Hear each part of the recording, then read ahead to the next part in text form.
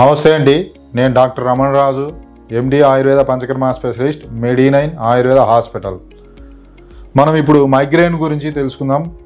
ఈ మైగ్రేన్ను మనకు ఆయుర్వేదంలో మనం అర్ధావభేదకం అంటాం. అంటే అర్ధభాగం భేదించినట్టు నొప్పి వస్తుంది కాబట్టి దీన్ని అర్ధావభేదకం అంటాం. దీనినే మనం ఒంటి తలనొప్పి లేదా పార్శ్వపు తలనొప్పి అని సాధారణంగా గ్రామీణ ప్రాంతాల్లో అంటుంటారు. ఇది దేనివల్ల వస్తుంది అంటే ముఖ్యంగా ఆధునిక శాస్త్రరీత్యా కూడా సెరటోనిన్ అనేటటువంటి ఒక న్యూరో ట్రాన్స్మిటర్స్లో వచ్చేటటువంటి హెచ్చుతగ్గుల వల్ల మనకు మెదడుకు వెళ్ళేటటువంటి రక్తనాళాల్లో రక్త సరఫరాలో హెచ్చుతగ్గుల వల్ల ఈ మైగ్రేన్ అనేది వస్తుంది. అందువల్లనే ఈ బ్లడ్ ఎప్పుడైతే బ్రెయిన్కు తక్కువ కావటం వల్ల మనకు వామిటింగ్ సెన్సేషన్, హెడేక్ ఇవన్నీ కూడా వస్తాయి. ఆయుర్వేద శాస్త్రరీత్యా కూడా ముఖ్యంగా వాత, పిత్త, కఫ ఈ త్రిదోషాల వల్ల ఈ సమస్య వస్తుంది. అయితే వీటిలో ముఖ్యంగా 2 రకాలు ఉంటాయి. కొంతమందికి ఓన్లీ హెడేకే వస్తుంది, ఇది ఒక రకం. ఒకరి వైపు రావచ్చు, లేదంటే ఫస్ట్ మొత్తం తల మొత్తం వచ్చి ఒకవైపు స్ప్రెడ్ కావచ్చు, ఒకవైపు వచ్చి మొత్తం తలంతా స్ప్రెడ్ కావచ్చు, ఇది ఒక రకం. నెక్స్ట్ 2వ రకం ఏంటంటే తలనొప్పితో పాటు నాజియా అంటే వామిటింగ్ సెన్సేషన్ వస్తుంది, ఇది ఒక రకం. ఇంకా మరి వీటిలో ఇది రాకముందు ఏమేమి లక్షణాలు ఉంటాయంటే, రాకముందు పేషెంట్స్ అంటే ఇది రాకముందు కొంతమందికి కొన్ని గంటలు రోజుల ముందు కూడా మోషన్ సరిగ్గా రాకపోవటం కానీ, లేదా మోషన్స్ కావటం కానీ, అదేవిధంగా చిరాకు పడడం కానీ, డల్గా ఉండడం కానీ, లేదంటే కొన్ని రకాల ఆహార పదార్థాలపైన ఎక్కువ ఇష్టం చూపడం కానీ, ఇవన్నీ కూడా కొంతమందికి తెలుస్తాయి.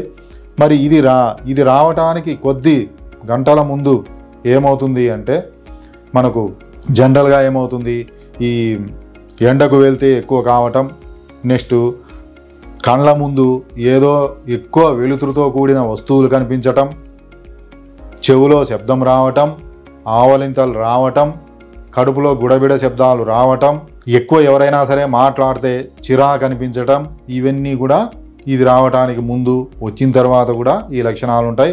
కొంతమందికి వామిటింగ్ అవుతుంది, కొంతమందికి వామిటింగ్ సెన్సేషన్ ఉంటుంది, కొంతమందికి మోషన్స్ అయ్యే అవకాశం ఉంటుంది. ఇవన్నీ కూడా ఈ మైగ్రేన్ యొక్క లక్షణాలు. వీటిల్లో కూడా మనకు వాత, పిత్త, కఫ ఈ లక్షణాలను బట్టే మన ట్రీట్మెంట్ ఉంటుంది. వాత లక్షణాలు ఉంటే ఓన్లీ తలనొప్పి ఉంటుంది, చలికి వెళ్తే ఎక్కువ అవుతుంది, ఉపవాసాలు ఉంటే ఎక్కువ ఉంటుంది, జర్నీకి వెళ్తే ఎక్కువ అవుతుంది.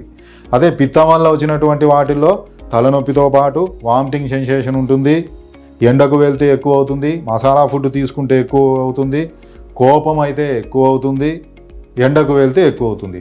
అదే కఫం వల్ల వచ్చిన లక్షణాలన్నీ ఎలా ఉంటాయంటే వీరికి సైనస్తో పాటు మైగ్రేన్ వస్తుంది, ఆ లక్షణాలన్నీ ఉంటాయి. అంటే తల బరువు ఉంటుంది, ముక్కులు మూసుకపోతాయి, వాళ్ళకు మైగ్రేన్ వస్తుంది. అట్లా ఈ వాత, పిత్త, కఫ ఈ లక్షణాలను బట్టి మనకు ట్రీట్మెంట్ అనేది వేరువేరుగా ఉంటుంది. వీటిల్లో కూడా మనకు పంచకర్మ ట్రీట్మెంట్ ఉంటుంది.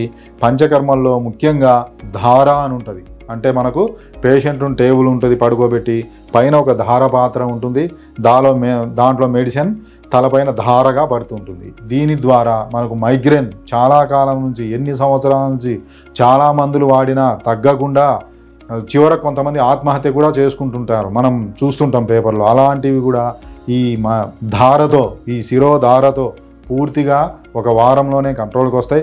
ఇంకా మనకు వీటితో పాటు నస్యకర్మ అని ఉంటుంది. అంటే ముక్కులో కొన్ని డ్రాప్స్ వేస్తాం, దాని ద్వారా కూడా మనకు తగ్గుతుంది. ఇంకా కొంతమందికి అబ్డామినల్ మైగ్రేన్ అంటాం. అంటే మనకు తలలో రాదు, తలలో మాత్రమే బ్రెయిన్ ఉంటుందని మనకు తెలుసు, కానీ కడుపులో కూడా బ్రెయిన్ ఉంటుంది. ఈ మధ్య మనకు రీసెర్చ్లో తెలియపరిచినారు. దీన్నే గట్ బ్రెయిన్ అంటాం. కాబట్టి తలకే కాదు, కడుపుకు కూడా మనకు మైగ్రేన్ వస్తుంది, దాన్నే మనం అబ్డామినల్ మైగ్రేన్ అంటాం. ఇది ముఖ్యంగా చిన్నవారికి, ముఖ్యంగా స్కూల్కి వెళ్ళే చిన్న పిల్లలకు వస్తుంది. వారు ఏంటంటే ఏదైనా మనం ఫుడ్ తీసుకుంటే ఇమీడియట్గా మనకు కడుపు నొప్పి రావటం, మెలితిరిగినట్టు ఉండటం, దాంతోపాటు వామిటింగ్ కావటం, ఇవన్నీ మనం చూస్తుంటాం. ఇవన్నీ కూడా మనకు ఆయుర్వేదం ద్వారా తగ్గుతాయి. కాబట్టి ఎవరైనా సరే ఈ సమస్యతో బాధపడుతుంటే ఒక్కసారి మీ ఏవైనా రిపోర్ట్స్ ఉంటే ఒక్కసారి తీసుకొని మన మెడి9 ఆయుర్వేద హాస్పిటల్ను సంప్రదించండి. పంచకర్మ ట్రీట్మెంట్స్తో పాటు మనకు ఇంటర్నల్ ఆయుర్వేదిక్ మెడిసిన్స్ ఉంటాయి. మనకు తప్పకుండా మనకు మెడిసిన్ ఆ మైగ్రేన్ లేదా పార్శ్వపు తలనొప్పి లేదా అర్ధావభేదకం అనేది పూర్తిగా తగ్గుతుంది.